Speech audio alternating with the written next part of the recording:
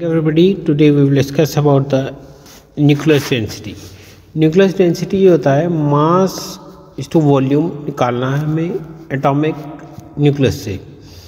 ये मेजरमेंट होता है density of the nucleus made up of proton and neutrons. पहली बात तो हम ये समझिए पहले कि न्यूक्लियस किससे बनाता है। न्यूक्लियस प्रोटॉन और न्यूट्रॉन से बना है, जैसे यहाँ दिखाई दे रहा है इलेक्ट्रॉन यहाँ इसमें घूमते रहते हैं, तो ये न्यूक्लियस होता है और इसकी डेंसिटी निकालनी।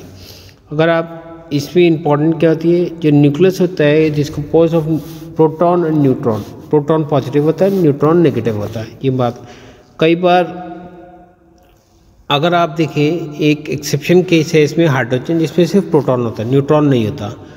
और कई बार इसे जेड से भी रिप्रेजेंट करते हैं। जेड जो है नंबर ऑफ एटॉमिक नंबर भी बोलते हैं इसे, क्योंकि नंबर प्रोटॉन होते हैं। और इसे चार्ज भी कहा जाता है, एटॉमिक चार्ज। न्यूट्रॉन जो होते हैं वो न्यूट्रल होते हैं न्यूक्लियस के अंदर, जैसे यहाँ पे न्यूट्रॉन न्यूक्लियस होंगे, और प्रोटॉन जो होंगे पॉजिटिव चार्ज होंगे, जितना कि इलेक्ट्रॉन में होता है।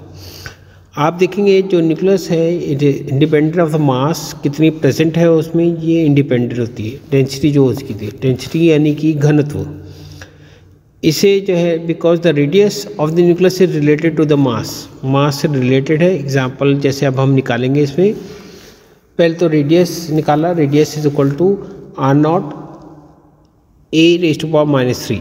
ये आर जो है आपका रेडियस है और ए जो है उसका आपका जो है एरिया, मतलब एरिया दे रखा है।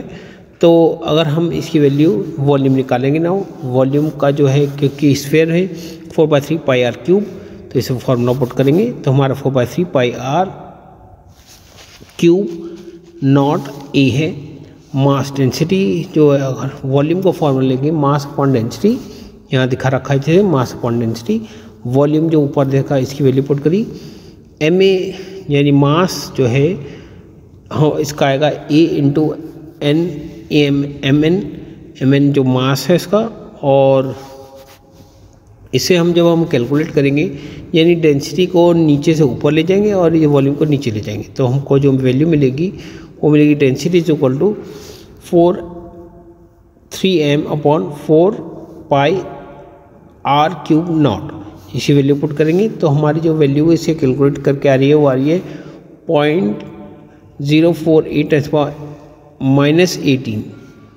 इसे जो है ये डेंसिटी ऑफ द एटम है, जो जनरल एटम की हम बात कर रहे हैं। Thank you for watching my video, kindly subscribe my channel so that you get the intimation of next video. Thank you.